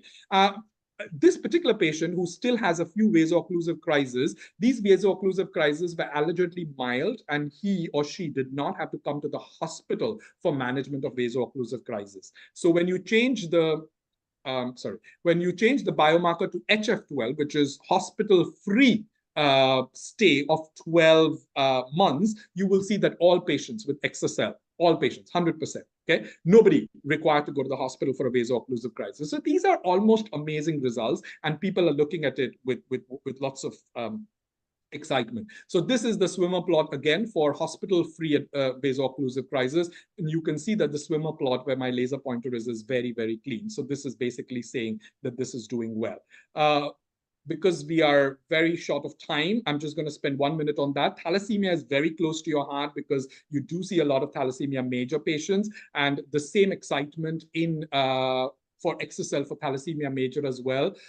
And here you can see that you collect slightly better stem cells, because when you collect these cells for thalassemia patients, you can give them plerixafor and GCSF. For sickle cell, you can't give GCSF, can you? Because you're worried about the spleen and rupture and God knows what. So therefore, the yield in sickle cell patients is a little bit low, but in thalassemia patients, they're very giving. 8.4 million is what you're getting to play around with. And here the biomarker of success is transfusion independence for 12 months. And again, you can see that pretty much decent transfusion independence. 32 out of 35 people after the exa-cel product do not require transfusions. These are the beautiful swimmer plots. Here, these purple dots are indicating transfusion. So these are your beta thalassemia patients, age 12 to 35, going into the exa-cel product, lots of transfusions. I think median transfusions, 36 transfusions in a year. I mean, that is standard, right, for thalassemia major patients. And you can see the swimmer plots are very clean. There are 3 patients allegedly after the exa-cel who were still anemic and transfusion dependent, but apparently their transfusion dependence reduced by 70%. And if you very carefully look, if you're on a big screen and not on an iPhone screen, you can see that there's a little bit of blueness coming here, which means with a longer follow-up, even these 3 punters who were not entirely transfusion independent have started showing transfusion independence. So it looks like you're heading to 100% transfusion result. So doing well in that category as well. This is just to soberly remind everyone that luspatercept is also available for reducing transfusion requirements in beta thalassemia patients. I do not have experience with this because it is not licensed in the UK, though we have used luspatercept for anemia and myelofibrosis. We have used it for SF3 beta 1 mutations in MDS, but we haven't quite used it for beta thalassemia because of lack of license, unless people have a private insurance. This is the lower cell product. So this is gene addition, which means you have a cargo and you basically put an anti-sickling hemoglobin. So here you're not doing CRISPR-Cas. Here you're basically putting this particular adult hemoglobin very close to hemoglobin A. It's called T87Q, and that is what is something that you're inducing in the cargo and sending inside the patient as a gene addition product. And here again, very similar swimming plots, very good swim. I'm not going to spend a lot of time, but as good as perhaps or very close to what is happening with CRISPR-Cas. The hemolytic parameters decrease, and you can see that there is durable engraftment and allele editing of the product as well. All the markers of hemolysis in sickle cells, such as unconjugated bilirubin, LDH, reticulocytes, coming down nicely after the so-called lower cell product. And this is the last thing that I wanted to say about the Netflix drama. So this is Julie Cantor. And Julie Cantor presented the lower cell data. So this is the gene addition product for sickle cell, which is priced at $3.1 million. And she's from Alabama, Birmingham in USA. And this is Dr. Kasim Aditola Kasim, who also presented a late-breaking abstract in sickle cell, but presented it for transplant. So the license for transplantation in sickle cell is sibling donor. But he presented a late-breaking abstract in ASH for haploidentical transplants in sickle cell. There's no license, though I do know that people in India have been doing it for the longest time. So you guys are perhaps ahead of the curve. But he presented the first result of 40 patients with haploidentical transplants. And I'm just quickly going to show it to you. So this was his late-breaking abstract, 1507. The reason why you require haploidentical transplants is not everybody with sickle cell has a donor. Only 10 to 15% of them will have donors. And therefore, it's difficult for everybody to get a transplant. So therefore, sickle cell families are generally big. So you can get a cousin, you can get a maternal uncle, you can get a parent quite easily, and you can do a haploidentical transplant. So that is pretty much doable and is not restricted by donors. What he said in his late-breaking abstract is like, unlike gene therapy, I am taking a lot of sickle cell patients who do have irreversible organ damage. So when you're putting sickle cell or thalassemia patients through gene therapy trials, what you're basically doing is it's a cleaner clientele. So if you've got people who have got irreversible unhappy kidneys or they've got pulmonary hypertension, then they get excluded from gene therapy trials. And having said that, in the lower cell trial, to be fair to Julie Cantor, 14% of people did have TIA and strokes. But here he's saying that I'm taking all comers. You give me people with not just with vaso-occlusive crisis, but people who have got pulmonary hypertension, people who have got overt stroke. I will still go ahead and I will do a haploidentical transplant for these punters. And this is the regimen, and I'm not going to dwell on it because I'm not a transplanter, but needless to say, the post the so-called day 3 and 4 hydrocyclophosphamide is what enables haploidentical transplant, and that is true for sickle cell as well. And these are the curves that he showed. So 88% event-free survival at 2 years post-transplant. Event-free survival is defined as absence of death, absence of primary or secondary graft failure, and no need for a second push of hematopoietic stem cells at all. So I think 88% at 2 years looks very, very feasible, and their overall survival is 95%. It's a small cohort, it's only 40 patients, but these are patients who are slightly more older than gene therapy trials, and these are all comers with irreversible damage with sickle cell. And this was his argument. So these two people had this Netflix drama going on. He said that the GVHD rate, you're worried about graft versus host disease, but grade 4 GVHD was 0, grade 3 and 4 was around 5%. Chimerism was achieved in a vast majority of these sickle cell patients. There were 4 deaths, but 2 deaths were related to COVID. One death was you can see that this death was even before the transplant was given because of a rupture of an aneurysm. So what they're trying to say is that the deaths were perhaps not directly linked to haploidentical transplant, but it still seems to be a very doable thing. So this was the big argument between these two. So Julie Cantor here is basically saying, I'm transforming patients' life, but people are saying, I'm really sorry, your sticker price is 3.1 million. I can do a haploidentical transplant in America for $200,000 to $400,000. If I'm talking about people in sub-Saharan Africa, this is more transferable. This is more scalable. It's already happening in places like India and the rest of the Asian world because it's cheaper to do, right? So what Dr.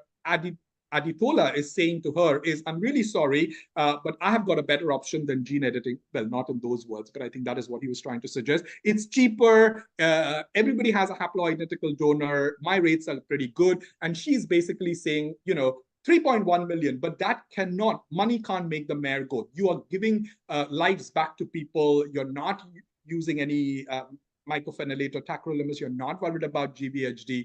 But I'm sorry, I'm still giving a bit of busulfan, by the way. But anyway, but 3.1 million is my sticker price, but you shouldn't really be judging people by that because, money is just a Bulgarian biomarker of success. So she kept on talking about how it's important to continue with gene editing, which I completely agree. But of course, we have got another option, and it's very clear that haploidentical transplants will soon have a license approved by FDA and very much by UK in the next couple of years is our educated guess. So I think they might be jousting with each other and evaluating which is better and which is not better. But I think at the end of the day, this is a very happy place for sickle cell. Sickle cell has never been the poster child of translational medicine. It's always been the Cinderella child.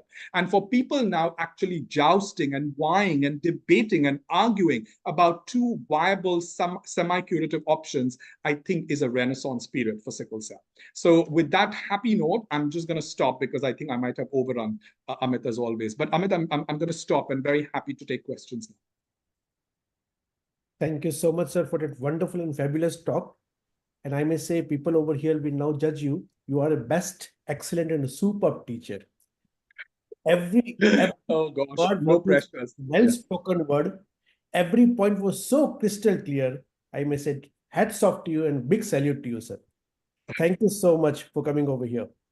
Yeah, not at all. I request now all our discussants to please put the raise hand sign so that we can start our question answer session with Dr. Vishal Jaikar.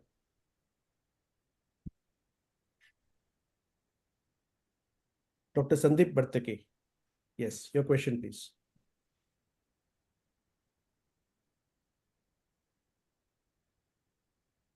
Dr. Sandeep? Yeah. Hello. Yeah. Hi, Dr. Vishal. It was an excellent presentation. Really enjoyed it. Actually, it was as good as any, as you said, Netflix drama. So, my question is, see, you mentioned about PNH, and yeah, we do rarely see them. I mean, to be honest, I have some around 15 patients cohort. Oh, wow. But there's nothing we can do about them here. I mean, eculizumab or ravulizumab, I mean, not available or very expensive. Yeah. The tablet thing seems very exciting, but again, I'm not sure when we will get access to that. So transplant. So what is your experience, I mean, or your institute's experience about transplant? Because that's the only thing we can offer. Yeah. But it's tough. Yeah, so I think this is the divide, right? So it's quite sad that you can't get hold of eculizumab and ravulizumab, but we are where we are. So for us, I'll tell you what our practice is. So we will not do transplantation for PNH patients who are largely hemolytic. So it's not always a binary divide, but when you look at a PNH patient, you ask yourself, is this more towards the hemolytic spectrum, or is this more towards the aplastic or the hypoplastic spectrum? So our license for transplantation in PNH will come for the latter. So if you've got a patient who is mainly aplastic, hypoplastic, because we know it's an overlap syndrome with aplasia as well, right? The whole PNH thing. So our indication for transplantation will be for hypoplasia or aplasia being the reason for their anemia or pancytopenia. If we have I can't remember anybody that we have transplanted in the last 5 years who have got a PNH clone of 50% plus, who are basically actively hemolyzing with dark colored urine. So we wouldn't do transplantation for hemolytic. So I'm not entirely sure how well it's going to work, but if it's something that you've been doing with success, then you might want to share it. But I certainly wouldn't have any experience with transplanting PNH patients who are largely intravascularly hemolyzing. The experience would be for hypoplastic, aplastic PNH spectrum, yeah. We have a very limited experience with transplant, but again, whatever from my colleagues from India, so they are not doing well. I mean, they're tough transplants. Yeah. I mean, again, it's a benign, well, not benign, but it's a non-malignant disorder, right? So I think, it's difficult when you start coming in with myeloablation and so on. So yeah. Another thing I wanted to ask, anything about thalidomide in thalassemia? Was there anything in the ASH about it? Thalidomide? No. So I didn't go to a lot of thalassemia talks in ASH, is my candid confession, because I don't see a lot of thalassemia patients.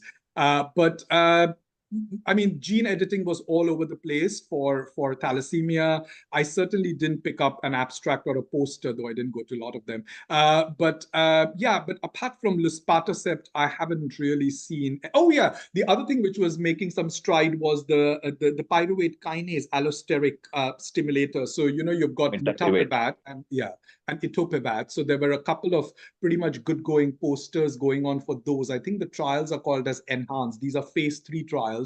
So after the FDA approval in missense mutation of PKD for mitopivat, there were quite a lot of phase 2 trials pouring in. At least in sickle cell, it was called RISE UP. And we think that if you actually increase the ATP in these red cells and decrease the 2,3-DPG by stimulating your pyruvate kinase, it might benefit the rheology of these red cells. So I did see mitopivat, etopivat. I saw luspatercept long-term data, but no, nothing on thalidomide. But I could be wrong. Yeah. Thanks. Thank you so much.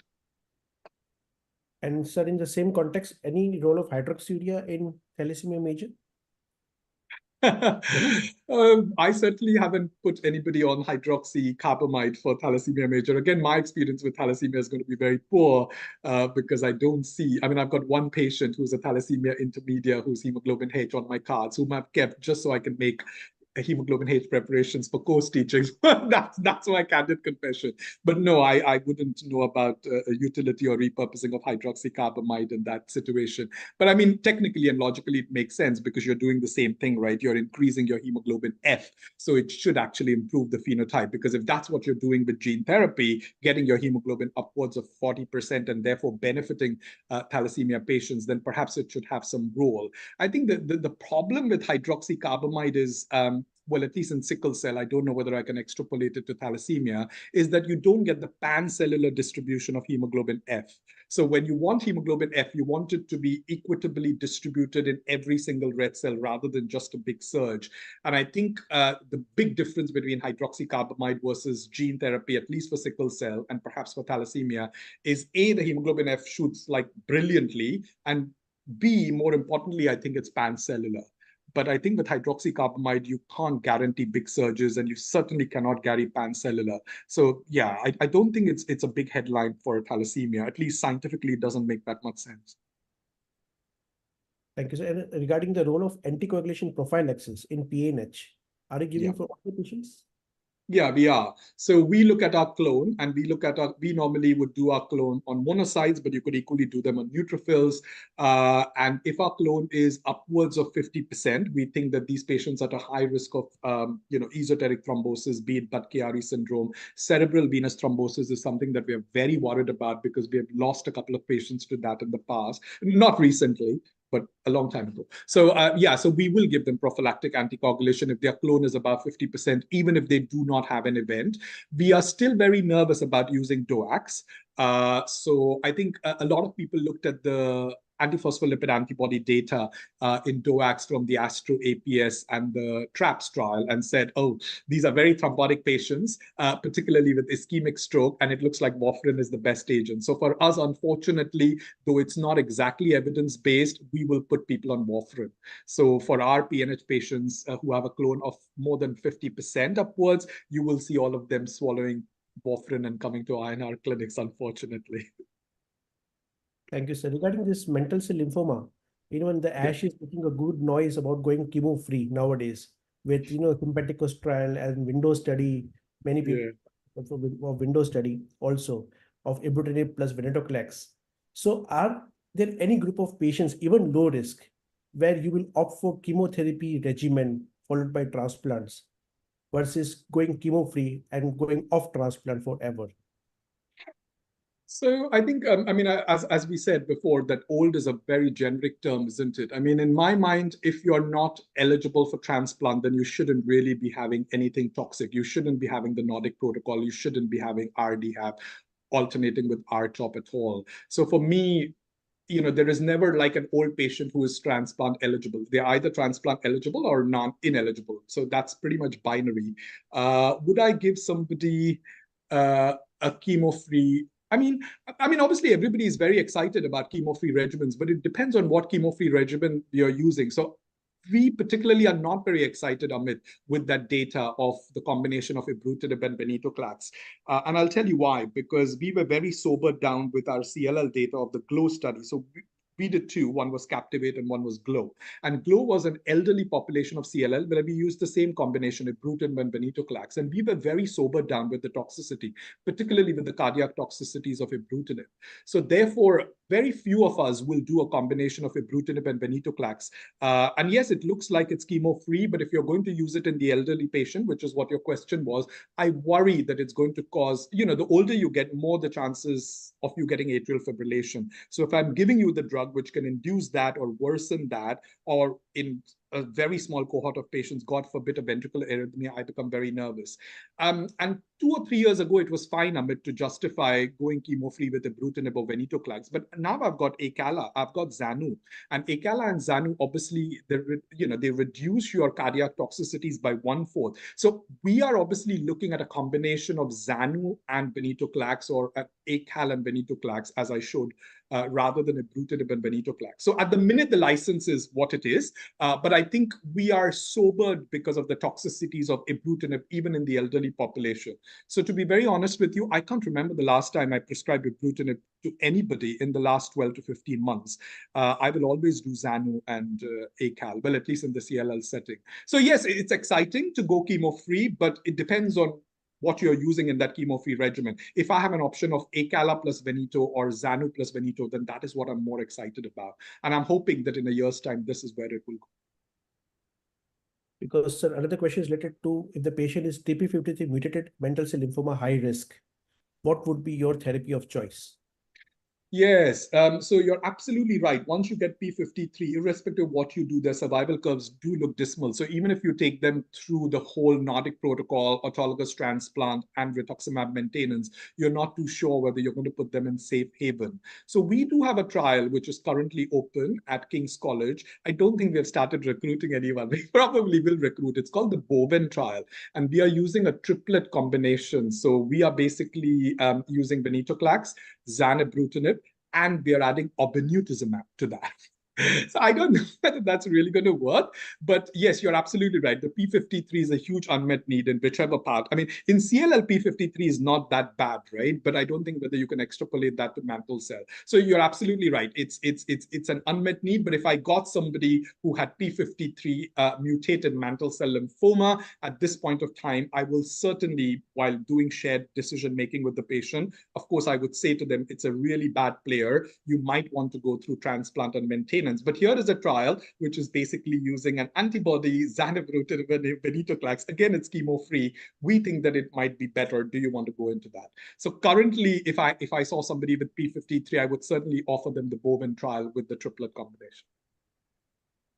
Thank you, sir. Another question from Dr. Bilal. Ideal time to vaccinate against Neisseria meningitis in patients receiving complement inhibitors? 2 weeks before you started. So in fact, it's very prohibitive for us. So the company, for both eculizumab and ravulizumab will not, these are very expensive drugs, right? The government has to, the NHS has to fund it. So they will not issue the drug unless the paperwork is complete. And one thing that you have to tick and supply evidence with is that they are vaccinated. So it becomes it becomes almost prohibitive for us. So if they're not vaccinated, we can't give them anti-C5 inhibitors. So that will not happen in the UK. It's a little bit like I can't give chemotherapy to anybody in lymphoma unless I've screened them for Hep B, Hep C, right? Because they might get reactivation. So we look at it very much like that. So nobody will get the drug unless they are vaccinated. So 2 weeks before. It's just like splenectomy. You know, when you do splenectomy electively, you give them 2 weeks before. Of course, it's urgent. You give it after, as in like the next day or whatever. So yeah. Thank you, sir. Another question from Dr. Raghvendra Rajesh Warkar. L19 antibody tagged to radionucleotide iodine 131 is used to treat refractory Hodgkin's lymphoma and it is under trial. What is your opinion regarding this? Yes, so I've not heard of that antibody, is my candid confession. But the thing is, with Hodgkin's, there are so many good drugs, right? So I'm not too sure. I mean, it will have a lot of competition. So Hodgkin's, again, is renaissance. So for Hodgkin's, for me, it's a big geopolitical divide. So in UK, my license is ABBD, and that's what I'm doing frontline for most patients. The Germans don't believe in it at all. So they are doing Briacad or they are doing Biacop, and they are making most people infertile. That is their first line to go to. They have tempered it down with Briacad, so they're replacing the bleomycin with brentuximab, etc. The Americans are doing something completely different. The Americans were going gung-ho about their trial, which was called Echelon, which was using A squared BD. So they are basically using the ABBD backbone and replacing the bleomycin with brentuximab. But now, as you know, from Lugano and ASCO last year, they are now going gung-ho about their SWOG trial, 1826. So they are basically using Nivo and ABD. And they think that Nivo and ABD is much better than A squared BD when it comes to progression-free survival. Who knows what will happen in the next 2 years with overall survival. So I think you've got lots of those things going on. So you've got immune checkpoint inhibitors in that space. You've definitely got brentuximab, which is an old player replacing bleomycin everywhere. You've also got this new antibody called as CAMI. So if you get to really relapse refractory Hodgkin's patients, and we have had a couple of them aged 30 or 40, they've gone through allogenic transplant, they've gone to brentuximab, Nivo, and they're still refractory. We certainly have given CAMI to those patients. So this is an anti-CD5 antibody drug conjugate. Everybody develops Guillain-Barré syndrome apparently after that. So I think the space is very tight. So if you're going to get a new agent, such as the radioactive iodine that you're mentioning, then I think there's going to be a lot of competition. And I'm not entirely, I mean, I could be a skeptic, but I think the point that I'm trying to make is then when you've got a world which is going gung-ho with immune checkpoint inhibitors, brentuximab, and whatever, and perhaps even a CAR T cell product coming soon, I think this radioactive iodine probably might have slightly less role. It's a little bit like radiotherapy in Hodgkin's. A lot of us don't want to do radio. We will do it if it's absolutely necessary, but nobody really likes to do radiotherapy. So radiotherapy is undergoing an existential crisis because we are worried about secondary cancers. We are worried about cardiothoracic problems. Certainly, if I've got a woman with a big mass sitting in the mediastinum, I would be very worried about doing radiotherapy for her if I put her in CMR just with chemotherapy, because I'm worried about breast cancer and cardiothoracic risk. So, and in fact, in the American trial S1826, less than 1% of patients required radiotherapy when they use Nivo ABD.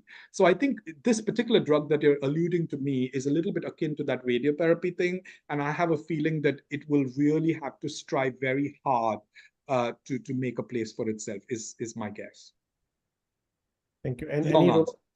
any role of this antibody conjugated radionuclide therapy in relapsed refractory mantle cell lymphoma?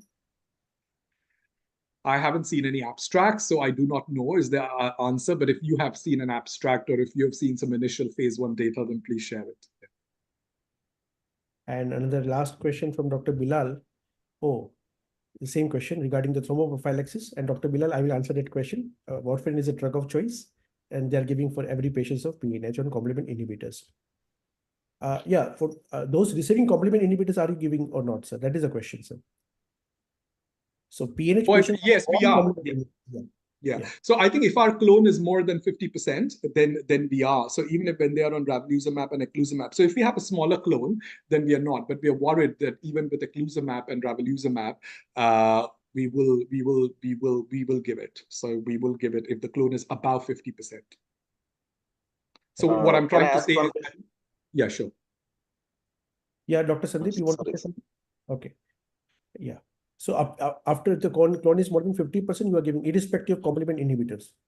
Yes, at this point of time we are, because we are very worried because of a few anecdotal cases of esoteric thrombosis, because the PNH thrombosis is like in those funny areas, right? And those could be potentially life-threatening. So our practice at King's College is to give it, despite being on ravulizumab or eculizumab. Thank you, sir. And the last question from Dr. Vishwadeep Khushu. What about secondary malignancies with gene therapy? Yes. So that has always been the bane to everyone's to all the talks. So people do worry about insertional mutagenesis if it goes and gets integrated at a promoter gene site or anti-apoptotic gene site or whatever it is. So you're absolutely right. There were 2 cases in the sickle cell cohort of gene therapy where one patient developed MDS and one patient developed AML. So in 2021, the gene therapy trials for sickle cell were stopped because of that. And the skeptics basically said, told you so, insertional mutagenesis, you don't know how to integrate this product. But I think it was quickly looked at, and people looked at the integration sites. And what they identified is that the integration sites were not in malignant promoter genes. And the conclusion was that the reason why some of 1 or 2 patients with, developed one MDS and one AML is largely because the sickle cell milieu is auto-inflammatory, more prone to chip-like mutations, and then you're giving them busulfan. So I think it's that myelotoxic, myeloablative regimen which might have caused these secondary cancers. So within 6 weeks, that embargo was lifted, and gene therapy trials in sickle cell were resumed after that. But please be aware that every single patient who goes gene therapy has to go in a long follow-up cohort. So if you look at the lovo-cel and the exa-cel trials, they go on a follow-up cohort for 13 years and they have to be monitored for what happens to them. Same is the case with hemophilia. If you enroll hemophilia boys in gene therapy trials, though there hasn't been any cases of insertional mutagenesis, there was one hemophilia boy in the Factor IX trial who developed liver cancer. But again, that was not supposed to be because of insertional mutagenesis. In hemophilia, it's different because it's an episomal integration. It doesn't go into the nucleus, right? So we are less worried about insertional mutagenesis. But yes, you're right. There is always a theoretical risk of insertional mutagenesis, and all gene therapy patients should be followed for a long period of time. 15 years currently for hemophilia and 13 years for red cell pathology is in fact, Amit, you might have seen some papers with CAR T cells. They're calling these cartomas. People are developing T cell malignancies with CAR T cells, and that is also slightly sobering. So yes, you have to offer active surveillance. I mean, that's the answer to your question. But hopefully there shouldn't be insertional mutagenesis. We think that it's going to be clean. Thank you, sir. And another question from Dr. Bilal: if you are vaccinating 2 weeks prior to complement inhibitors, will not it further activate the complement system and cause more thrombosis? The vaccine itself? Oh, I see what you mean. We don't think so, because I don't think that the vaccine is going to goad, because these are live attenuated vaccines. So I'm not entirely sure whether it's going to goad your complement that much. Plus, we also know that we're going to go in with complement. after that. We haven't had any problems by doing this, and we certainly have to do it because it's red tape for us. We don't think that the stimulus for complement activation by a live attenuated virus is so bad that you're actually going to land up with thrombosis. It's not like, I think that happened obviously with COVID and everything else, and I don't know whether you're extrapolating it from that because, people develop VITT after AstraZeneca, COVID, and so on. But in PNH, we certainly haven't seen vaccine-related thrombosis in our small cohort. So we are not worried about it because we don't think that that is sufficiently potent a stimulus to incite thrombosis. Thank you, sir. If busulfan is causing this problem actually of, insertional, for example, any kind of secondary malignancies. Nobody likes busulfan. Faced by Dr. Vishwadev, can we change to targeted radio-labeled myeloablation? Yes, I think you should enroll yourself in a research program. I think it's a bane to everyone's existence. There is a lot of good work which is being done in Rome because what's his name? Franco Locatelli, he's the thalassemia doctor who presents all the CRISPR-Cas9 trials for thalassemia from Rome. And then, of course, Frank Gould, who's from Nashville. And both of them are very obviously irritated about the fact that you've got to use busulfan. I haven't seen a lot, but I think there was certainly one very interesting abstract in ASH where you're absolutely right. They were using something like this radiomimetic, and I think it was used in monkeys. I can't remember the species of monkey. In fact, I had made a slide and I thought it was too much, so I deleted it. But I think what they are doing is they are basically looking at a megakaryocytic molecule, CD117, and they're causing non-myeloablative space making for the gene therapy product. And I think what they have shown is that in monkeys, it's feasible. I think it's called, can't remember the species. But anyways, you're absolutely right. There's a lot of good work going on to get rid of the busulfan. And one of the things is to use a radio-labeled antibody drug conjugate, which I think has been semi-successful at the animal stage, but I don't know whether it's going to translate to humans and how soon. Franco Locatelli was asked the same question and ASH saying, when and how soon will you get rid of busulfan? And his answer was a little bit evasive despite being an expert. He just acknowledged the fact that busulfan was a problem. He didn't even speak about the animal trial. And he basically said that in his opinion, it will take 5 years to get rid of busulfan. So who knows? But yes, you're absolutely right. There are efforts going on, and this radiomimetic thing, I don't know, seems to be promising, but who knows? Watch the space. Thank you, sir. I think I'll finish all the questions from the audience. And any discussion want to ask any question to Dr. Vishal Jaikar? Can I ask one question? Yes, please go ahead. Yeah. So about the CAR T cells in ALL. So, so like, what is the current recommendations? So basically, after CAR T, are you going for transplant?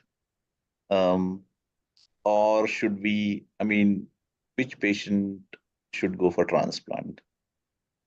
Yeah, so I'm not an ALL doctor is my first disclaimer. I think the way the licensing has come is that the CAR T cell therapy is being sequenced after transplantation is what we think is generally happening in a lot of our patients. I do not do any pediatrics, so I won't be able to answer questions below the age of 25, but that is the general sequencing that we are using. Having said that, we have used CAR T cells before transplant in a few patients, and I'll give you a classical example, something that we're very proud about as our CAR T cell program. So, T-ALL is a very difficult disease, right? Because you can't use CAR T cells because of the risk of fratricide there.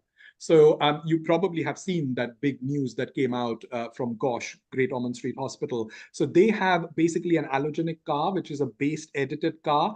We don't have it. It's at Great Ormond Street, which is UCL, which is our rival. It's not King's.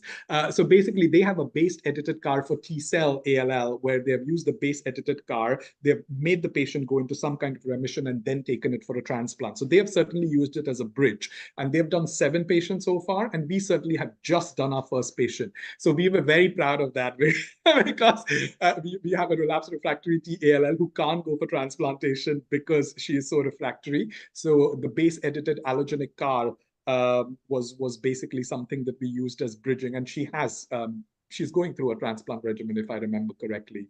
So yeah, sometimes for bridging, but not being an ALL doctor, I don't think, but I'm going to do justice to your question. But I think the current sequencing, because of all the trials, it seems that it's CARs after transplant. I think the more interesting question for us at King's is the question between BiTEs and CARs. Are we doing BiTEs before CARs, or are we going to do CARs after BiTEs? And again, it's going to be a licensing thing. We certainly seem to be doing BiTEs after CARs rather than the other way around, because the slight worry is that if you're using BiTEs, you're engaging all the CD3 positive cytotoxic T cells. So if they're all exhausted, making that immunological synapse, my harvest of T cells might not be very good. So in fact, there were a couple of patients for no good evidence, some scanty evidence from Australia. We were in a position where we had to do a CAR after a BiTE, not for ALL. I'm talking about diffuse large B cell.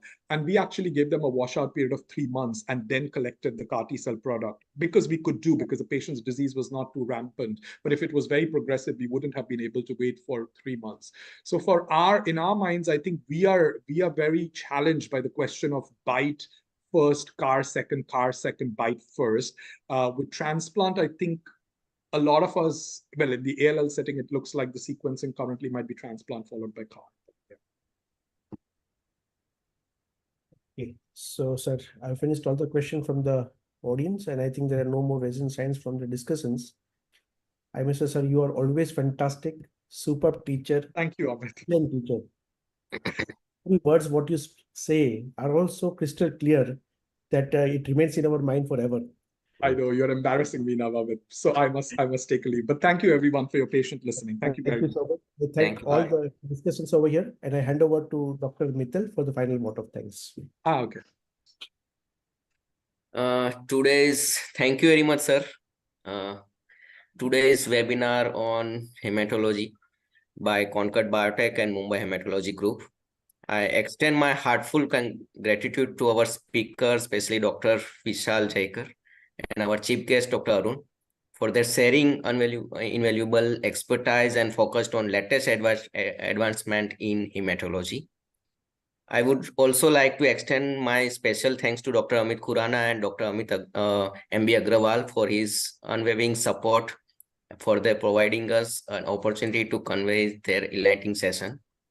Sir, thank you. Your dedication to advancing medical knowledge and forecasting collaboration is truly commendable. As we conclude today's session, thank you all of participants, your active engagement, and we look forward for further collaboration in the future. Thank you everyone for joining us, and I really thanks and very knowledgeable session today. It's very grateful, Jaikar sir. Thank you. Thanks a lot. Amit, I'm going to leave. I'll probably see you in London very soon. Truly, Sure, truly. Okay, sir. Bye-bye. Thank you.